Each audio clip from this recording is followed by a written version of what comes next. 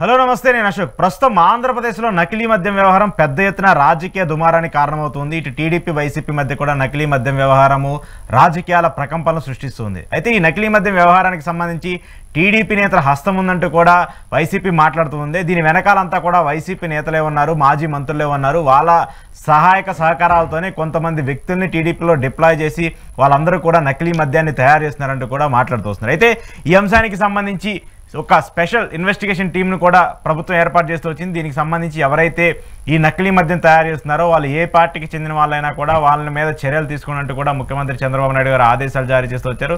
దాంతోపాటు దీనికి సంబంధించి గతంలో ఎవరైతే గత ప్రభుత్వానికి సంబంధించిన వ్యక్తులు ఎవరైతే ఉన్నారో వాళ్ళ మీద కూడా చర్యలు తీసుకోవాలంటూ కూడా కూటమి ప్రభుత్వం నిర్ణయించుకుంది. అసలు ఏంటి ఈ నకిలీ మద్యం వ్యవహారము?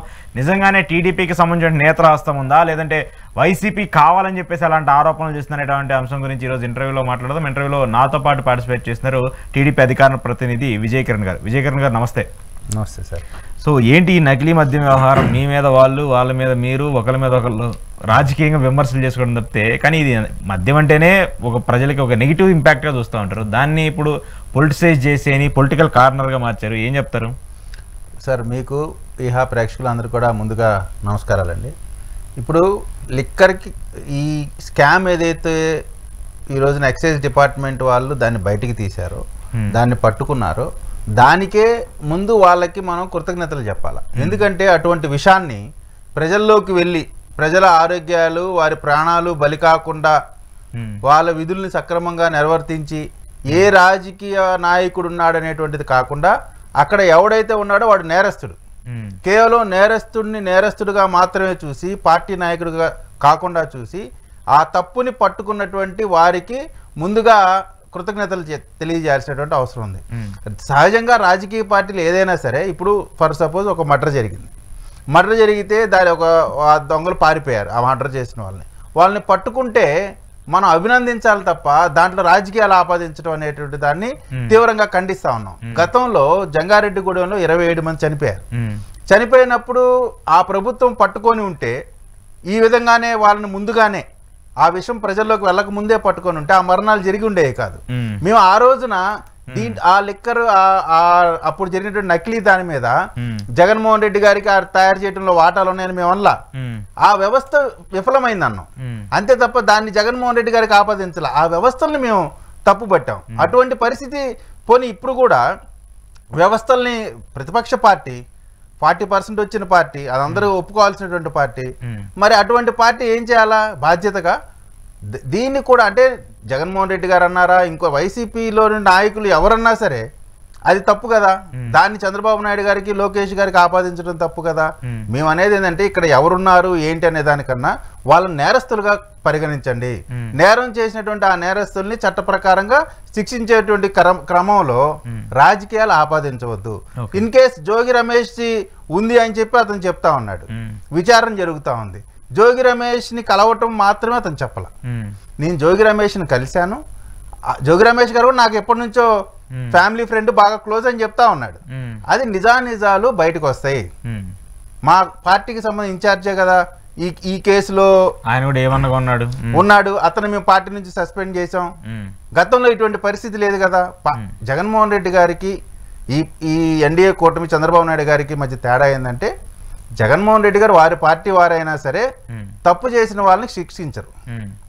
కానీ ఇక్కడ తప్పు చేసిన వాడు మా పార్టీ వాడైనా సరే ఖచ్చితంగా శిక్షించి తీరుతాం. కారణం ప్రజలు ఇంపార్టెంట్, రాష్ట్రం ఇంపార్టెంట్. ఇటువంటి విషయాన్ని ప్రజలకి తీసుకెళ్ళడం అనేటువంటిది అత్యంత క్రూరమైనటువంటి చర్య. వాళ్ళని ఎట్టి పరిస్థితుల్లో కూడా క్షమించకూడదు. సో ఈ లిక్కర్కి సంబంధించి మాత్రం నేను ఏ పార్టీ వాళ్ళకైనా సరే చెప్తా, దీన్ని రాజకీయ కోణం కాకుండా మానవతా కోణంలో చూడాల్సినటువంటి అవసరం ఉంది. కానీ ఇప్పుడు మీరు చెప్పారు 27 మంది ఆ జంగారెడ్డిగూడెంలో చనిపోయారని చెప్పేసి, ఎన్సీఆర్బీ రిపోర్ట్ ఏమో అసలు మరణాలే లేవు ఆంధ్రప్రదేశ్లో అని చెప్పేసి ఎన్సీఆర్బీ రిపోర్ట్ చెప్పింది. మరి ఇప్పుడు ఇది పొలిటిసైజ్ గానే చూడాలి కదా. ఇప్పుడు ఆ రోజు వాళ్ళు చనిపోయిన సమయంలో కనీసం విచారణ జరగలేదు, వాళ్ళ పోస్ట్ మార్టం చేయలేదు. మరి ఒకే ఊర్లో కంటిన్యూస్ గా 27 మంది చనిపోతే అదే కదా నేను అనేది. అక్కడ వ్యవస్థలు కరెక్ట్ గా పనిచేయలేదు, 27 మంది చనిపోయారు. దానికి కారణం మద్యం తాగిన వాళ్ళే చనిపోయారు అనేటువంటిది అందరికీ తెలిసినటువంటి అంశం. అక్కడ కొన్ని వ్యవస్థలు ఫెయిల్ అవటం వల్ల ప్రభుత్వానికి చెడ్డ పేరు వస్తుంది. మేము ఇప్పుడు ఆ వ్యవస్థల పైన మనం మాట్లాడాలి తప్ప ప్రతి దానికి ఏ తప్పు జరిగినా ఎక్కడ జరిగినా డైరెక్ట్ చంద్రబాబు నాయుడు గారికి, లోకేష్ గారికి, పవన్ కళ్యాణ్ గారికి ఆపాదించడం అనేది కరెక్ట్ కాదు అనేటువంటిది. ఇవాళ ఒకవేళ జోగి రమేష్ ఉన్నాడు అనుకోండి, జోగి రమేష్ తో జగన్మోహన్ రెడ్డే చేపించాడు ఈ లిక్కర్ దందా అంతా అని మనం అనొచ్చా? అనకూడదు కదా. జగన్ చేయించాడని మేము అనట్లా, జోగి రమేష్ చేయించుండొచ్చు. అతను కుట్ర పండు జగన్ దగ్గర మార్కుల కోసం ఇతను ఏమైనా చేస్తున్నాడేమో, అంతేగాని జగన్మోహన్ రెడ్డి దీంట్లో మొత్తం చేపించాడు, ఆయన స్కెచ్ గీశాడని మేము అనట్లా. మేము అంటుంది జోగి రమేష్ చేశాడు, మేము అనట్లా. ఆ ముద్దాయి చెప్తా ఉన్నాడు, ఆ ముద్దాయి చెప్పినది నిజమా కాదా అనేది కూడా విచారణలో తేలాల్సిందే. ఇప్పుడు ఇమ్మీడియట్ గా ఎవరిని కూడా వీళ్ళు నేరస్తులు, ఈవెన్ ఇప్పుడు మనకి పట్టుబడ్డ వాళ్ళు కూడా ఇప్పుడు ప్రూవ్డ్ నేరస్తులు కాదు, ఆరోపణలు వాళ్ళ పైన ఉన్నాయి. వారి నిజాలు విచారణలో తేలితే విచారణ తర్వాత అయితే ఇక్కడ ఏంటంటే ఆ విచారణ అనేటువంటిది ఈ నేరస్తులు చట్టం నుంచి తప్పించుకోకుండా చేయాల్సినటువంటి అవసరం ఉంది. సో ఇది కేవలం రాజకీయంగా కాకుండా అండి, నేను అనేది అంటే లిక్కర్కి సంబంధించి అత్యంత ఇది ప్యాబ్లో ఎస్కోబార్ లాంటి వాళ్ళు వీళ్ళు, వాళ్ళకి మనుషుల ప్రాణాలతో వాళ్ళ ఆరోగ్యాలతో పనిలే, వాళ్ళకి కావాల్సింది డబ్బు తప్ప వారికి ఇంకోటి ఏం అవసరంలా. ఇటువంటి డబ్బు కోసం ప్రజల ప్రాణాలను పణంగా పెట్టే వాళ్ళ గురించి ఏ రాజకీయ పార్టీ కూడా వెనకేసుకురాకూడదు. ఖచ్చితంగా వీళ్ళపైన చట్టపరంగా శిక్ష పట్టానికి కూడా విచారణ చాలా పారదర్శకంగా జరగాల్సినటువంటి అవసరం ఉంది. సార్ కానీ మీరు చెప్పిన దాంట్లో నాకు పాయింట్ ఏంటంటే, ఇప్పుడు A1గా ఉన్నటువంటి జనార్దన్ రావుని అరెస్ట్ చేశారు. ఆయన రిలీజ్ చేసినటువంటి వీడియో అయినా ఇంకోటైనా కూడా ఫస్ట్ మాట్లాడింది, ఇప్పుడు రీసెంట్గా మాట్లాడింది అన్నీ చూస్తున్నప్పుడు కావాలని చెప్పేసి కొంతమంది టీడీపీ వాళ్ళే ఇలా మాట్లాడి చేయించారని చెప్పేసి కూడా వైసీపీ వాళ్ళు మాట్లాడుతున్నారు. సో దానికి ఏం చెప్తారు మీరు? నేను అదే చెప్తానండి. ఇప్పుడు అతను చెప్పినది ఏ టైంలో చెప్పాడు, ఎవరితో చెప్పాడు, అది ఏం చెప్పాడు అనేటువంటి ఆ కంటెంట్ మొత్తాన్ని కూడా పూర్తి విచారణ తర్వాతే ఎవరమైనా చెప్పగలుగుతాం. నిజంగా ఇప్పుడు ఆయన వాట్సాప్ చాట్ చూపిస్తున్నాడు. వాట్సాప్ చాట్ అనేది ఎవరు చెరిపేస్తే చెరిగేది కాదు. సో ఒకవేళ అతను చేసుంటే జోగి రమేష్ గారి ఫోన్కు సంబంధించిన ఇన్వెస్టిగేషన్ జరిగింది, సపరేట్ టీం ఏర్పాటు చేశారు. రేపు జోగి రమేష్ గారి ట్రాన్సాక్షన్ లో ఆయన ఫోన్ లో కూడా ప్రూవ్ అయింది అనుకోండి, తప్పించుకునే అవకాశం లేదు. సో ఇది ఏదో ఆరోపణ, ఆయన వీడియో రిలీజ్ చేశాడు అనేటువంటి దానిపైన ఆగదు. ఇది ఎక్కడ స్టార్ట్ అయింది, ఎన్ని రోజుల క్రితం స్టార్ట్ అయింది, ఎంతెంత డెలివరీ చేశారు, ఎక్కడెక్కడ కన్జ్యూమ్ చేశారు, ఆ ప్రాంతంలో ఎవరైనా చనిపోయారా లేదా హెల్త్ ఇష్యూస్ వచ్చినా, ఇవన్నీ కూడా ఇన్వెస్టిగేషన్ లో బయటకు వచ్చాయి. ఇప్పుడు too early to decide anything.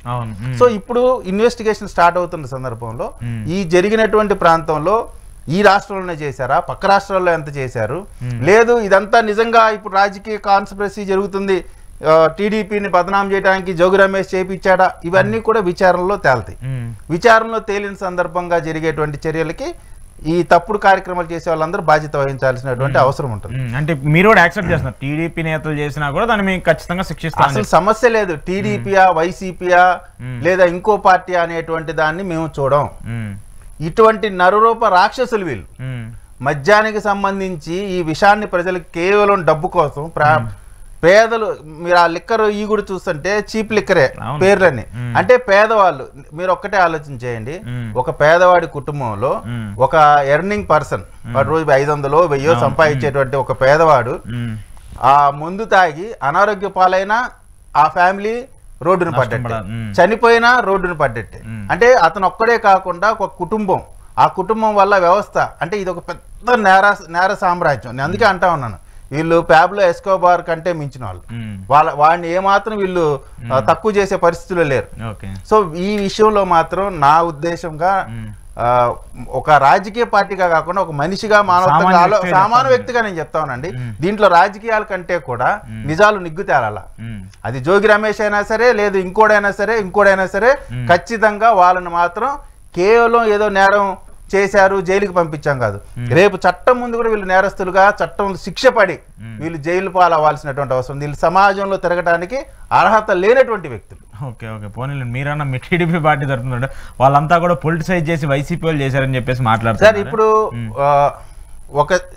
ఒక చేతితో ఊపితే సౌండ్ రాదు, ఖచ్చితంగా కాదు. ఇప్పుడు ఎప్పుడైతే దీన్ని చంద్రబాబు నాయుడు గారికి, లోకేష్ గారికి ఆపాదిస్తారు, ఖచ్చితంగా మేము కూడా దానికి సమాధానం చెప్పాల్సినటువంటి బాధ్యత మా పైన ఉంటుంది. నేను అదే అంటా ఉన్నాను, ప్రతి చిన్నదాన్ని కూడా ఇప్పుడు ఎక్కడో ఎవడో ఒక చిన్న గొడవ జరిగింది అనుకున్నాను, దాన్ని ఇప్పుడు సింపుల్ సార్, జగన్మోహన్ రెడ్డి గారి పైన ఉన్నటువంటి ప్రధానమైన ఆరోపణ డ్రైవర్ సుబ్రహ్మణ్యం సంబంధించి అనంతబాబు అనేవాడిని జగన్మోహన్ రెడ్డి గారు ఆయన ఎలక్షన్ క్యాంపెయిన్లో బస్సులో ఎక్కించుకొని రావటం, అది అటువంటి కార్యక్రమాలు చేసినటువంటి పరిస్థితుల్లో అది ఆయన ఇప్పుడు ఆయన నెగిటివే కదా. ఇప్పుడు ఆయనకి చెప్పి ఎక్కాడా చెప్పకుండా ఎక్కాడా, అది ఎవరు తప్పు? ఒకవేళ నిజంగా ఆయనకి తెలియకుండా ఎక్కుంటే ఆ సెక్యూరిటీ వాళ్ళ తప్పు కదా, తెలిసి ఎక్కుంటే జగన్మోహన్ రెడ్డి గారు తప్పు కదా. సో నేను అనేది అంటే ప్రతి చిన్నదాన్ని కూడా డైరెక్ట్ గా జగన్మోహన్ రెడ్డి గారికి లేదు ప్రతి చిన్నదాన్ని కూడా చంద్రబాబు నాయుడు గారికి లోకేష్ గారికి ఆపాదించడం ద్వారా కొంతమంది రాజకీయంగా మీడియాలో కనపడే వాళ్ళు వాళ్ళ సొంత ఇమేజ్ కోసం ఏదో చంద్రబాబు నాయుడు గారిని లోకేష్ గారిని పవన్ కళ్యాణ్ గారిని మనం నిందలు పడేసామంటే ఏదో వ్యూస్ వస్తాయి అని చెప్పి చిల్లర రాజకీయాలు చేసేటువంటి కొంతమంది ప్రతినిధులు ఉంటారు. ఇక్కడ మేము ప్రతినిధులుగా వచ్చినప్పుడు మా గొప్పతనం గురించి కాదు అక్కడ కావాల్సింది, నా పార్టీ ఏం చేస్తుంది, నా పార్టీ వల్ల ఈ రాష్ట్ర ప్రజలకి ఏం జరుగుతుంది, మనం అది చెప్పడం ద్వారా పార్టీ ప్రతిష్ట పెరగాలి తప్ప మన సొంత ప్రతిష్ట ఆటోమేటిక్ మనకి ఇచ్చింది ఎందుకు అవకాశం? మనం మాట్లాడుతుంటే ఆటోమేటిక్ పెరిగిద్ది. మనం సార్ ఎవరు మాట్లాడినా మాట్లాడకపోయినా ప్రభుత్వం చేసే మంచి ప్రజలకు వెళ్ళాలి, ఆ వెళ్ళే క్రమంలో మనం కూడా ఒక పాత్రగా చెప్పాలి. ఇప్పుడు ఇటువంటి నేరం జరిగినప్పుడు ఖచ్చితంగా తప్పును తప్పుగా ఒప్పుగా ఒప్పుకోవాల్సిన బాధ్యత మన పైన ఉంటుంది. అసలు ఇది ఏ పార్టీ వాడు కూడా యాక్సెప్ట్ చేయలేనటువంటి అంశం కదా. ఒకవేళ నిజంగా పెద్దిరెడ్డి గారు పంపించారా పంపించలేదా అవన్నీ పొలిటికల్ యాంగిల్, కానీ ఇది ఇక్కడ మనం ఈ సందర్భం ఈ లెక్కకు సంబంధించి పొలిటికల్ గా కంటే కూడా మానవత్వంతో ఆలోచించాలా. ఇటువంటి నరరూప రాక్షసులకు సంబంధించి రాజకీయం ఆపాదించడం ద్వారా కేసు డివేట్ అయిపోతుంది కదా, వాళ్ళు సేఫ్ సైడ్ వెళ్ళిపోతున్నారు కదా. కాబట్టి ఈ నేరస్తులుగా చూసి వీళ్ళకి శిక్ష పడేలాగా చేయాల్సినటువంటి బాధ్యత ఉంది. ఎట్టి పరిస్థితుల్లో చాలా సీరియస్ గా ఉంది గవర్నమెంట్. ఈ కల్తీ లిక్కర్ విషయంలో మాత్రం నేరస్తులకి తాట తీయటం గ్యారంటీ. అంతవరకు అయితే గ్యారంటీ చెప్తాం. సరే కంక్లూడ్ చేస్తే ఇంకో పాయింట్, ఈ ఆంధ్రప్రదేశ్ కి భారీగా పెట్టుబడులు వస్తున్నాయి. గూగుల్ కి సంబంధించిన ఒక డేటా సెంటర్ ను కూడా పెట్టుబడి పెట్టబోతూ ఉన్నారు. దాంతోపాటు ఈరోజు మోదీ గారు కూడా కొన్ని శంకుస్థాపనలు చేశారు. ఏంటి మీ నాయకుడు కావచ్చు, మీ యువ నాయకుడు కావచ్చు, ఆ విజనరీని సక్సెస్ఫుల్ గా లీడ్ చేస్తున్నారు అనుకోవాలా? సార్ ఇప్పుడు ఎన్నికల హామీల్లో ప్రధానమైనటువంటి యువతకి 20 లక్షల ఉద్యోగాలు కల్పన చేస్తామనేటువంటి మాట చెప్పారు. నిన్న మా నాయకులు లోకేష్ బాబు గారు కూడా మా ప్రధానమైనటువంటి హామీల్లో యువతకి ఉపాధి కల్పించడం, 20 లక్షల మందికి ఉపాధి కల్పించడం అంటే 20 లక్షలు ఇంటూ కనీసం అంటే 5 కోటి మంది యొక్క జీవితాలను ప్రభావితం చేసేటువంటి అంశం. కాబట్టి ఎట్టి పరిస్థితిలో కూడా చెప్పిన మాట ప్రకారం మీరు చూడండి, గతంలో ఎప్పుడూ లేనంత వేగంగా ఇవాళ నిర్మలా సీతారామన్ గారే స్వయంగా దీని గురించి చెప్తా ఉంటే లోకేష్ గారు చేసినటువంటి కృషి, ప్రభుత్వం చేసిన కృషి, దీంట్లో ఈ కృషిలో కేంద్ర ప్రభుత్వం కూడా అత్యద్భుతంగా సహాయ సహకారాలు అందించింది. ఇవాళ ప్రపంచం మన కళ్ళి చూస్తూ ఉంది. ఇది చాలా అవసరం. ఇది ఈ టెక్నాలజీ సముద్రంలో కేబుల్ ద్వారా ఈ టెక్నాలజీ ఇవన్నీ కూడా ఏంటంటే కేవలం అక్కడ ఎంతమంది ఉద్యోగాలు, దానివల్ల ఎంతమంది, దాని తర్వాత దాన్ని బేస్ చేసుకొని జరిగేటువంటి ఇన్ఫ్రాస్ట్రక్చర్, ఆ ఇన్ఫ్రాస్ట్రక్చర్ బేస్ చేసుకొని వచ్చే ఎంప్లాయీస్, వాళ్ళని బేస్ చేసుకొని అంటే ఇది ఎక్కడ నుంచి స్టార్ట్ అవుతుంది అంటే ఆటో వాళ్ళు, క్యాబ్ వాళ్ళు, తర్వాత ఈ షాపింగ్ మాల్స్, అంటే ఇక 1 by 1 ఇవన్నీ ఒక చైన్ సిస్టమ్ ఫామ్ అయింది. తద్వారా అనేకమైనటువంటి రాష్ట్రానికి ఆర్థికంగా వస్తుంది, యువతకు ఉపాధి వస్తుంది.